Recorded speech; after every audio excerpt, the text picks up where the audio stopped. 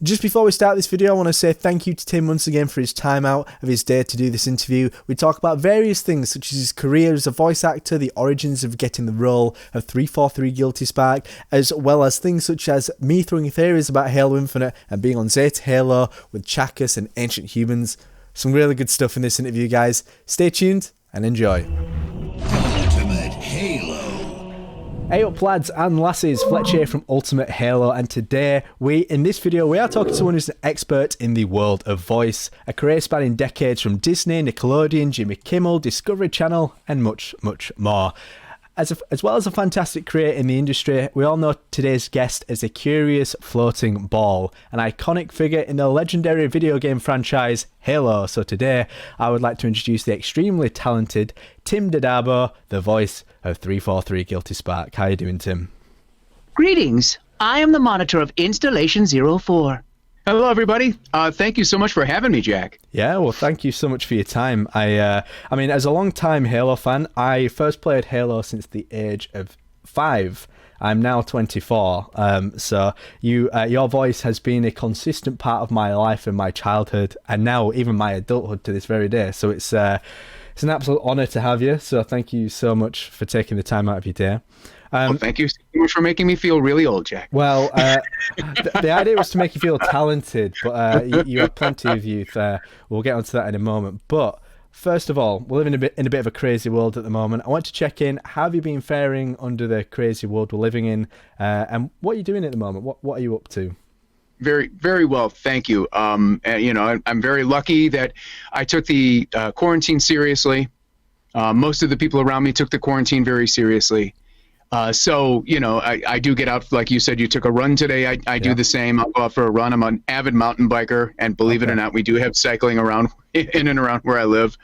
So I get out to do that. I also have a gym right outside that door right there. So I have a whole in-house gym. But yes, I've been doing very, very well. And what I've been up to is, a lot of what you've mentioned. I'm still doing promos. I'm about to do a radio drama. Okay. It looks like it could be made into a video game. It's going to be an ongoing thing. It's very cool. I can't really talk about it. Of course. But we'll see what shakes out. Because you're a voiceover actor, it means you constantly have to have irons in the fire. And you have to be looking to what's next. This industry, like the checkered, wide lapelled suits, keeps going in and out of style, and styles change, and new stuff is always coming up. I'm very lucky that I have a studio in my house, a very, very nice studio in my house, as you can see a little bit of it right here. So I also own 2 properties, and I have a studio in that house as well. So yeah, I mean, things are very, very great. Pretty great for me. Excellent. I'm glad to hear it. I think especially, I mean, it's fortunate that you can do a lot of this remotely as well. Yes. You can showcase your talents to the world from your very home. And I think you're quite right in what you said as well. I mean, after just looking through the diverse portfolio you've got, it's good to diversify that. And I mean, video games, obviously, you're no stranger to, but radio dramas, I'd be interested to see more of that. So hopefully we'll see what pans out over the coming months. So what I would like to touch on as well at this point is an excellent opportunity for Halo fans. Now, recently, I've noticed you set up a cameo, which is excellent news. Personally, I've loved seeing what's come out of your cameo. Thank you. One thing in particular, Halo Renegades by Kelly Gay, that segment you did from that was absolutely excellent, and Green Skull's Pineapple.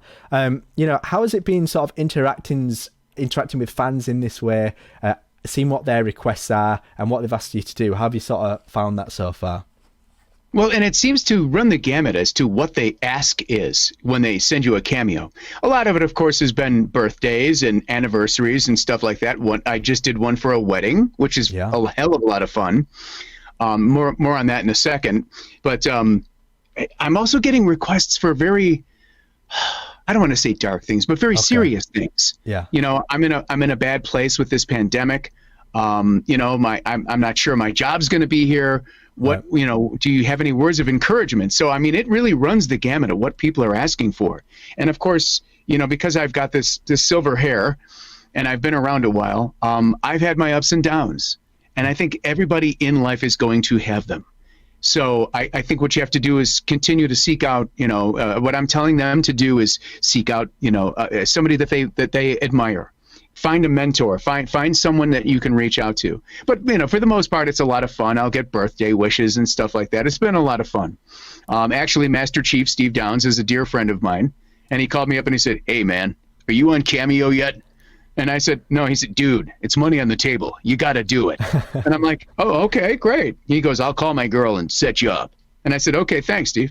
So she called me that day and Really? said, "Let's get you set up." I mean, it has been absolutely fantastic as well. Thank you. I think when I've been watching through it, it really sort of speaks to as a testament that people admire these characters that these excellent voice actors portray. You, both Steve, and hopefully we'll see many more voice actors. Maybe Jen Taylor, if you can get her on the line, see what we can get her to do. But I'm sure you're all very busy. But yeah, for anyone who's interested in booking out Tim for a cameo, the links will be in the description. I implore you all to go check that out. Thank you. Honestly, I will be hopping on that myself at some point.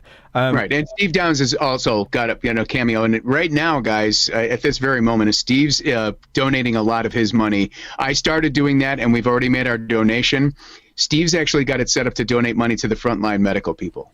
So a portion of everything that he does for Cameo is going to, continue to help the people on the front lines in the hospitals, serving people with COVID-19. So it's a wonderful thing. Yeah, absolutely.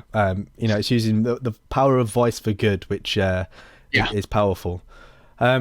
So at this point, I'd like to sort of twist things over to Halo, your experience with it. Now, for those, there may be many who do know this, any stories about it, but for those who do not, I would like to know, how did you get the Halo gig? And I understand that you don't necessarily know what the game's going to be. They don't tell you nothing. You've got NDAs you're obliged to keep to. Right. So at what point, once you'd got the gig, did you realise that it was such a big deal? And what was your reaction? Marty O'Donnell and I have known each other almost since the beginning of my career in voiceovers. Marty and I don't know how popular Michael Salvatore's name is to you, but Marty and Mike, wrote all the music and sound together. They still had a beautiful recording studio in Chicago. As you may or may not know, Bungie started Halo, and they were based in Chicago too, actually really close to Marty and Mike. They had been to a E3 and had come back from that. And, Marty and he said, "Dude, you got to come over. I want to show you some stuff." And he came over and started showing me stuff for what was going to be Subterra Core. And Subterra Core, I was like, this is really cool. You can actually interact with the game. We're going back a long time, okay? Yeah. And he said, this is really cool. So fast forward to Halo, and Marty called me in for one and only one part. And it was for the voice of 343, Guilty Spark. And I auditioned, and I gave it my read. And I walked out of the booth, and they're like, "Yeah, okay, thanks. That was close." And I said, "What's going on?" They said, "Well, we were so sure you could do this." And Marty came up with, he said, "What if he was like a maniacal C-3PO? He's got a backstory, and he's always trying to get you to do stuff. You don't know that you're going to end up really hating him later on. So he's a bit of an asshole, only you don't know it at first." He said, "But kind of a 3PO-ish voice, that's the only thing I can think of." And I asked to see a drawing, even a crude one, of Spark. And I said, "Okay, let me go back in the booth." So this was the job I almost didn't get. Right. And I went back in the booth, and this is the voice that came out. And they were like, "That's it. That's the voice. You got it." And they actually ran the flange on it right away. And they said, "What do you think of that?" And I said, "This is freaking awesome." And I read a whole paragraph of the voice. And that was very, and they said, "Okay, of course you never know for sure if you're going to get the job. They're auditioning a lot of people." But at that time with Halo 1, pretty much everybody was out of Chicago. All the lead characters were anyway. Pete Stacker, the voice of Captain Keyes, is is a very famous Chicago voiceover. Steve Downs at that time was a radio DJ, and he just he's got that morning drive kind of thing, and they were like, and I'm sure you'll hear his story eventually. I'm hoping you get to interview him as well. I hope, yeah. Yeah, I'll ping him. What's he going to say? No. Well, I'd appreciate that. Yeah. So anyway, but yeah, I mean, it was, like I said, it was a job I almost didn't get, and it just kept evolving. When I knew it was a big deal, and this is a funny story, I went to a GameStop. I don't know if you have those in the UK. We've got an equivalent, yeah. I've been to a GameStop there, yeah. I went to a GameStop, and I was about to purchase Halo 2. I didn't know they were going to send it to me. They ended up sending it to me. I ended up with 2 copies. But anyway, I was taking a singing lesson, and I went to a GameStop to purchase the game. And I handed the kid my ID and my credit card, and he's looking at me, typical curly-haired nerdy kid. He's going, Tim Dadabo, why do I know this name?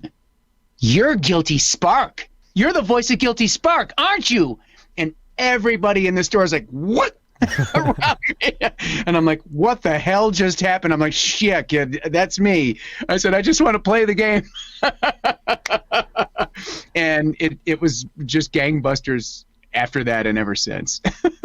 Yeah, I mean, I think most of the voice actors have a similar sort of story in that regard. Obviously, Steve retells his story about all the kids end up lining up to have their Xboxes signed at his cousin's house or something like that, or his brother, some friend's house. Yeah. Yeah. So to follow up on that, then, so did you just think it was going to be this thing that was going to release, and then nothing really happened? And did you sort of just keep your eye off it, or? Well, no, not at all. Actually, I played Halo 1 on computer first.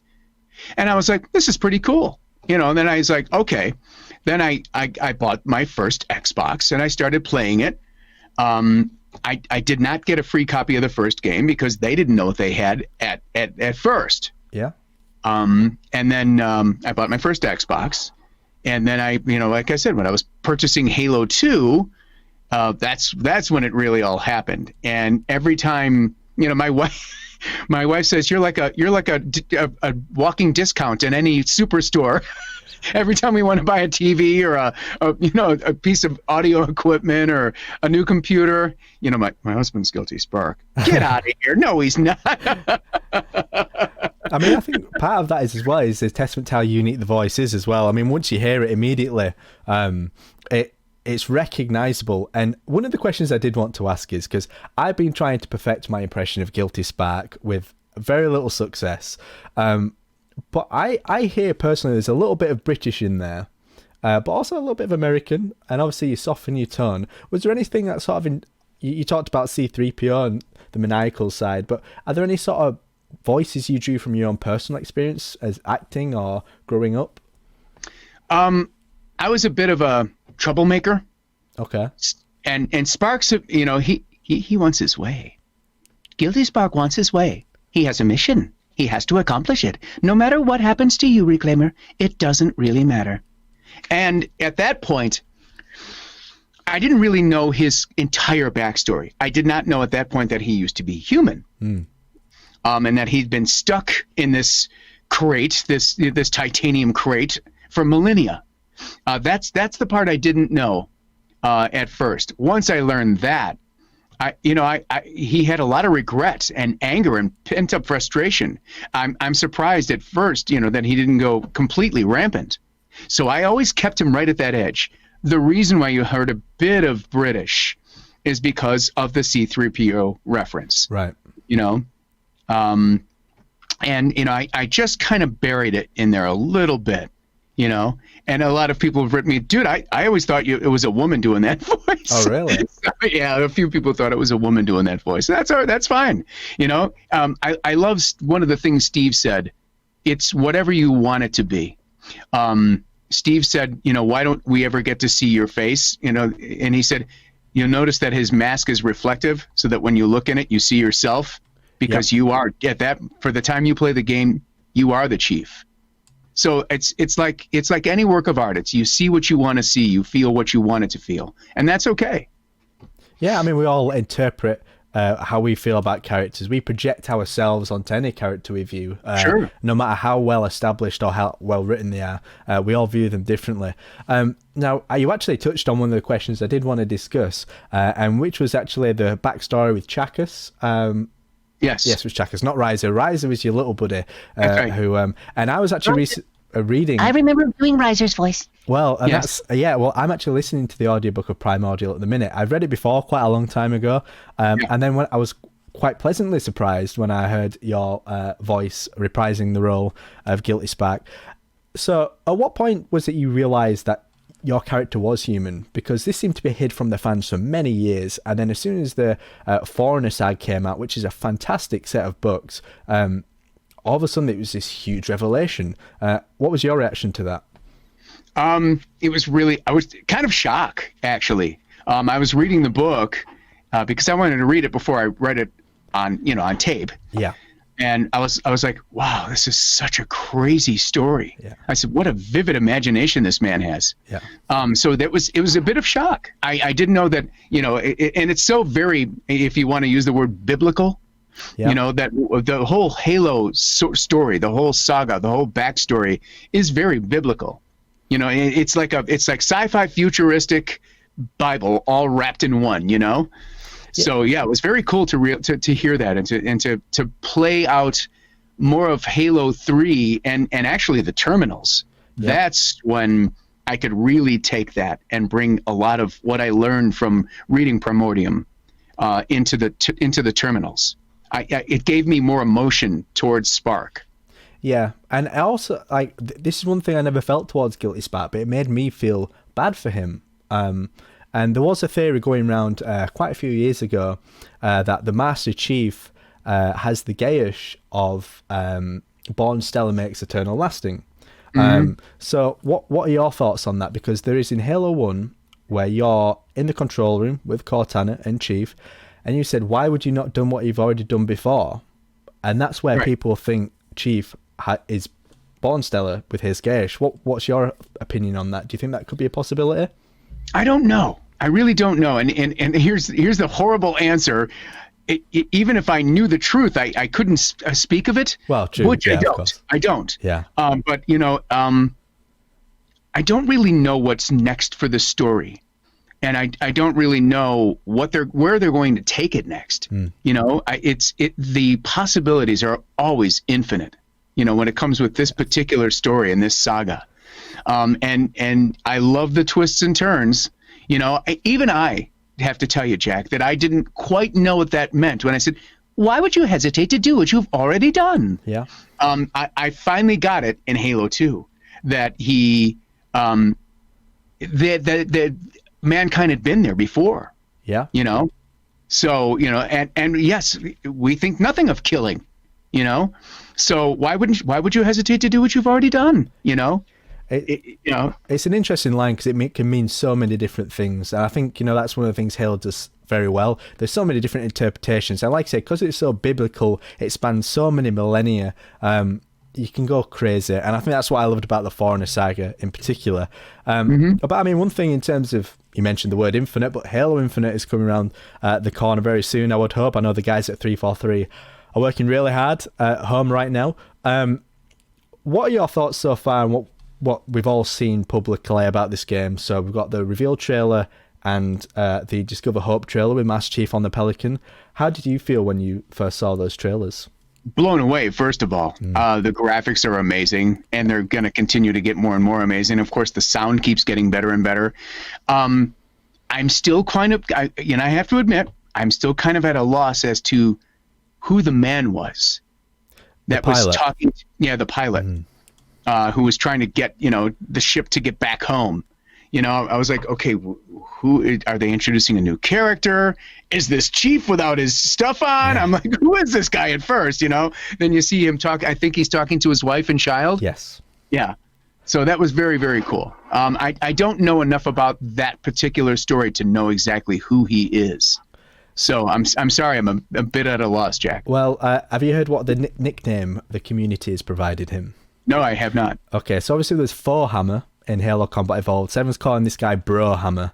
Brohammer, so, of course, dude. Yeah, so hopefully that one sticks. But I mean, in terms of the actual location of Halo Infinite, have you also heard any theories about where that is? Because the community is pretty dead certain where they think it is. I have not. And here's the thing: once you're out of the storyline, 343 really keeps a very tight lip about it. Oh yeah. I'm sure the ones that are still recording the game know a lot more about what's going to happen and where it's going to take place. And again, they can't speak of it at all because they've signed NDAs, and of course now they're all working spottily because of COVID. They're all working from home studios if they're lucky enough to have them. I don't know where Jen is recording. I haven't spoken to her in quite a while. Actually, the last time I spoke to her was face to face at the at this thing, the Outpost Discovery. Yeah. Yeah. So she and I actually, we're talking a bit there. And then I'm sure by then they were already recording Infinite. Oh yeah. Steve was there, Cortana and I were there. I was on a panel. So, but yeah, they're the ones that know the storyline. 343 is certainly not going to give me any of the goods. Well, hopefully, I get the game. I hope you would. But I mean, so what I will divulge right now is that the community has been doing a lot of digging throughout these trailers, and in the initial trailer, there is a bit of Morse code which states it's Zeta Halo, and also in the second trailer on some of the panels on the Pelican, it also states Zeta Halo as well. So actually, I think it's a possibility, even if it's in like classic terminals, it's like text-based, we could definitely hear from Guilty Spark. There's definitely history with Chakas there. So, I mean, I would hope that if it is Zeta Halo, which all the signs are pointing to, that we do get a triumphant return for Guilty Spark at some point. But time will tell. Yeah, they found a wreckage of him or something like that. They found some wreckage of him. I don't know. Again, if they'll use the same, if they'll use me, maybe he'll be a different person. But if he comes back, it may be in a different, like what is Pentient? There's somebody that he speaks to in the terminals. Pentient Tangent. Yes, yeah. I mean. He got a very different voice. Yes. So it's possible they'll give him a completely different persona. Yeah. I mean, he was on board a UNSC ship, and it was like a fragment of his AI. So correct. Yeah. So I think there's definitely room for him to come back. I would hope he'd come back. Yeah. Hey, me too, man. I think hopefully he can start stepping on the heels sometime and just giving 343 a nudge in the back. There you go. So. One thing that came from a subscriber, a question. Now, obviously, at the end of Halo 3, spoilers for those who haven't played it, and by all means you should if you're watching this video, you killed Sergeant Johnson. Now, that was a big moment, and I actually remember as a kid, that moment got leaked to me before the game came out, which I was very disappointed by. I wasn't happy with my older brother. But how did you feel knowing that you were going to kill such a beloved character? Was there any remorse there? Did you want to do that as a character? No. I did what had to be done, and I'd do it again. No, for me, Spark just has a job to do, like any soldier. Yeah. Maybe there's a moment of remorse, because they don't want to necessarily take a life, but they're on a mission. They have a job to do, and that's what Spark's whole mission. Get this job done. Do it perfectly. He has to do jobs perfectly. And, Sergeant Johnson was going to blow his whole mission. Yeah. So he had to be eliminated. True. And tried to eliminate Chief, as you know. Yeah. Spoiler alert. So yeah, he tried to eliminate Chief, as you know.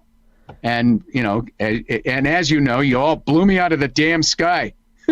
I mean, if I had any other choice, I might have just sort of kept you in some sort of lockdown. But I, unfortunately, my hands were tied at the time. That's right. But I also want to go back to, because we're talking about Halo Outpost Discovery. Unfortunately, I didn't get to go this year. It was either that or PAX West, and that was a hard sacrifice to make. Oh, man, what a cool experience, though, man. Yeah. PAX West was probably great. Yeah. Oh, yeah. I mean, I go every year. I'm at the studio every year at 343. You've seen the new building. I haven't even seen the new building. Have you not? Oh, it is. It's pretty cool. The museum is excellent. So yeah, and a little tidbit for you all, unless you guys already know this. If you Google Earth 343 Industries, you can actually walk through the museum. using Google Earth. Oh, really? Yeah. Not even I knew that. Right. Yeah. Well, yeah, you can zip through there. okay. It's pretty cool. I'm going to check that out. But yeah, so in terms of Outpost Discovery, I mean, obviously you did stuff with Halo Anniversary, Halo 2 Anniversary, some great stuff there. But of course, you haven't been involved with the mainline game. How was it being brought back into the Halo environment after so many years of not being in a main title? Oh, it was wonderful. I knew they were coming, and I said, "Hey, you guys are coming to my hood." I said, I'd like to bring. I really just asked them if I could, get a VIP pass to bring my nephew. Right. And they said, "Oh, we'll do more than that." I said, "We're going to put you on a panel. We're going to put you to work, monkey." So I said, "Oh, okay, that's fine." So the first day was just about me and my nephew. And as we're walking through, we got to go in before it even opened. So he was over the friggin' moon. We're standing in a line of hundreds and hundreds of people. And I went to the front door and I showed him my pass and I told him who I was. He was like, "Oh, what are you doing on the line, dude? Come here." Yeah. They brought me in and my nephew got the run of the place, which was really cool. He got to play some of the games and stuff like that. And once they opened, of course, hundreds, probably thousands of people poured in. And I took him aside. I said, "Hey, don't tell people who I am. Yeah. You are going to lose me." And he's like, "What?" And I said, "Yeah." I said, just keep mum about who I am. Okay. And unfortunately, somebody actually recognized me, and I got sidebarred for a minute. Well, I don't know if you guys know about the ring world inside of the Discovery. Yep. But at the very end, there's a huge case with a life-size guilty Spark in there. There is, yeah. And everybody was standing, and there was probably, I don't know, 50, 80 people standing there. And my nephew leaned towards me and said, "Okay, when they take their headphones off, do the voice." So I did, and that was it. And we got ushered out a back door. Oh, God. He's like, "Holy crap." He goes, "Now I know what you mean." I said, "I told you, dude." I said, "These people are serious." I mean, but the next day was all about the panels and, and meeting and, meeting people and shaking hands and saying hello. And it was great to be on stage again with Frank and, and some of the gang. And it was very cool to say hello to the fans again. Yeah, absolutely. I think, I would believe my headphones would have still been on if he was behind me, because, the likelihood of that ever happening, I think for any Halo fan, that's just like an awesome moment. But yeah, I mean, it's great to hear you enjoyed it. Obviously, there's no Outpost Discovery this year. I believe it might be something they're considering in future years, especially with the big boom of Halo Infinite. So hopefully, if it's back on your home turf again, I might be there this time. I might have to give PAX West a miss sometime, but it's a long way. So, excuse me for asking this and being ignorant, but does 343 show up to PAX West every time? There's some of the guys come. I know Jeff Easterling, he turns up. A few of the other Cool. people there. Sam in the community team. Brian, Gerard, Sketch. So they're always there. They host a community day on the Friday before PAX. Okay. I mean, the year I went was the 10th anniversary of the game. Right. So yeah, it was they flew us all in. And if you ever watch, there's a great video of the panel on YouTube. I think I watched. Was it? Yeah, I think I've seen some of it before. Yeah. Yeah, Marty is in there, and that was actually the first time Chief and Cortana actually, that Jen and Steve met face to face. They'd never met prior to that panel. And then myself and Pete Stacker, and we did a little bit at the end that had the whole audience rolling, called Real Men of Halo. Yep. So yeah, that was a lot of fun. That was quite a while ago. Yeah, I mean, do you know any of the voice actors prior to Halo? Were you friends with them? Did it take you a while to meet any of the other? The only one from out of town that I met, other than Jen, was the guy that played Sergeant Johnson. Okay. And Steve couldn't make E3. I think it was the release of Halo 2. Steve couldn't make it because at that time he was a DJ, and he was a very busy DJ. He was the lead DJ at a very popular station here in town. Right. And he couldn't come. So it was myself and Sergeant Johnson and Marty O'Donnell, and we had a panel. And we had, I think it was 100 or 200 people won a meet and greet for us. So I did meet the guy that played Sergeant Johnson. He was just a great guy. Yeah.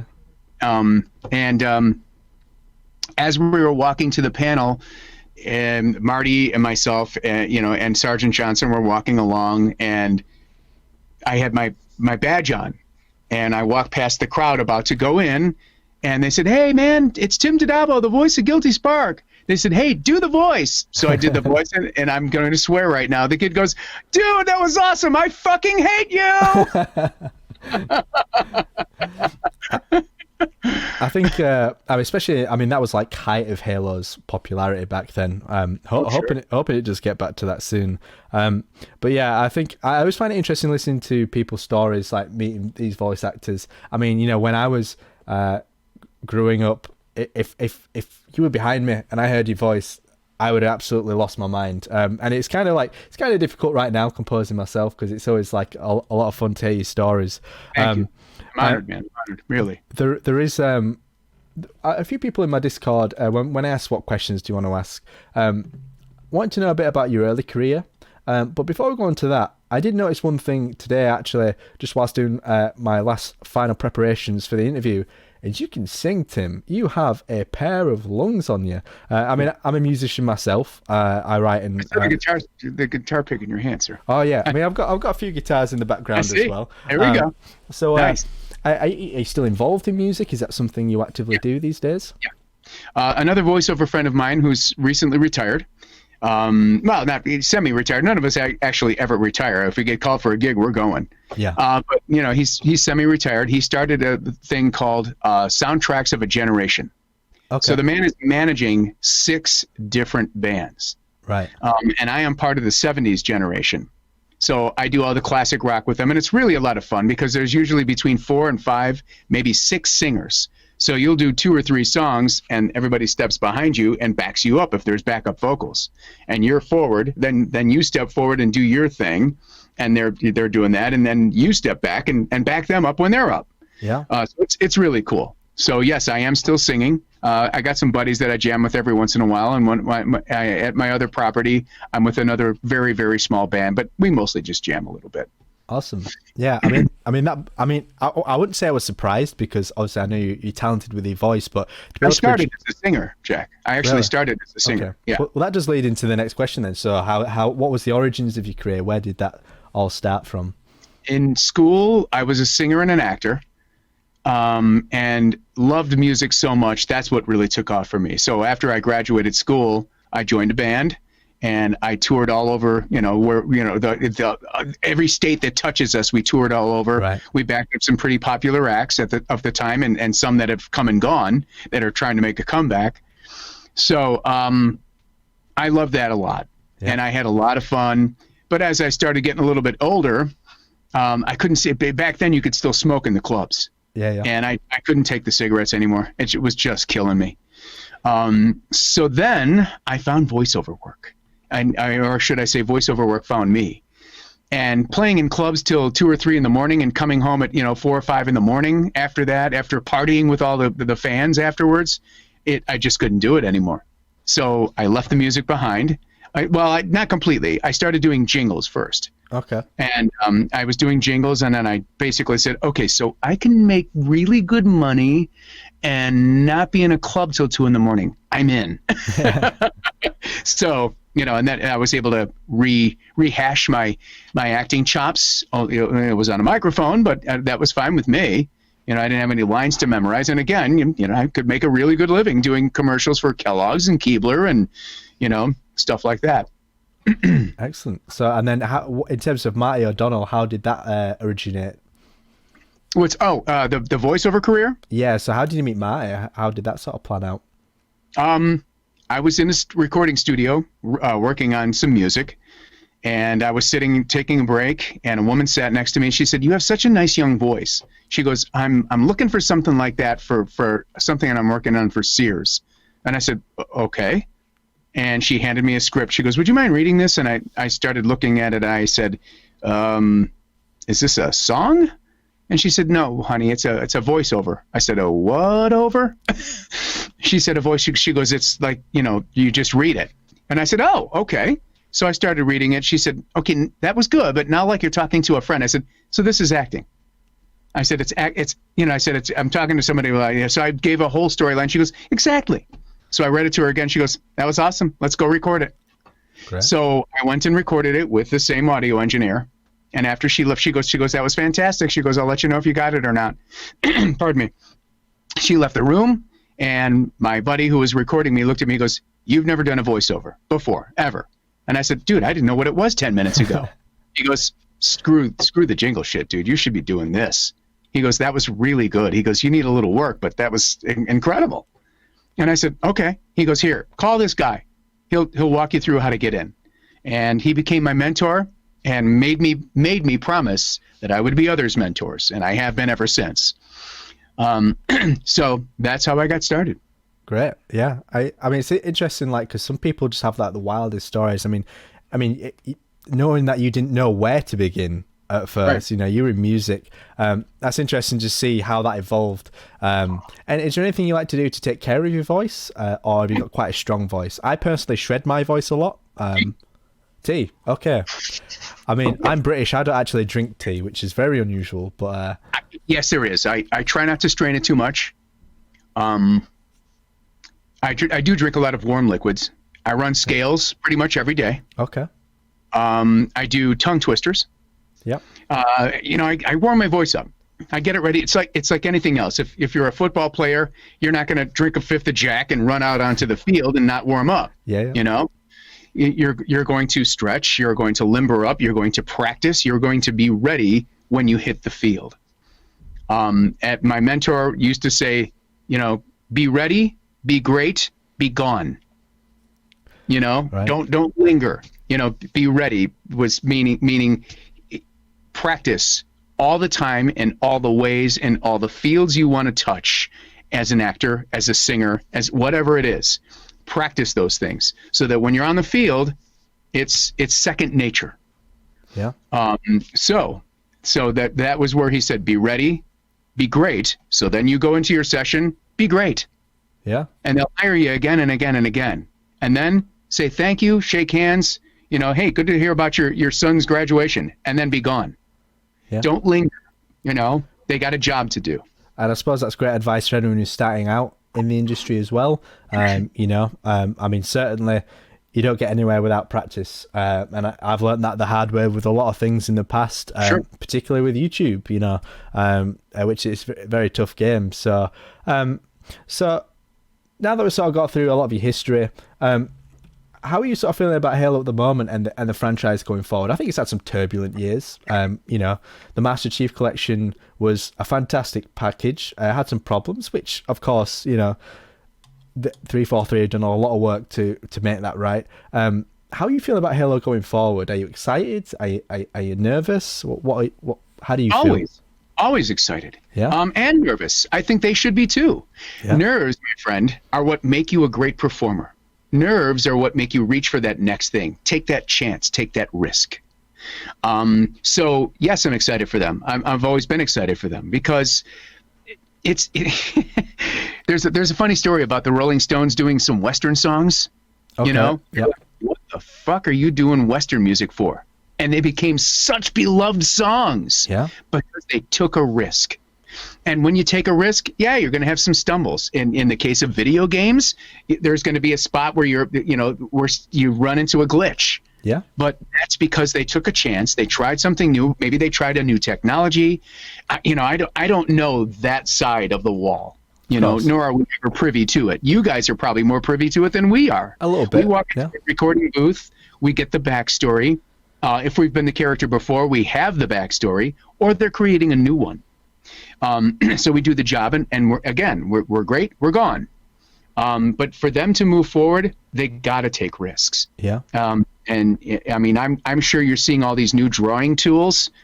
Yeah. So the look is just bloody amazing.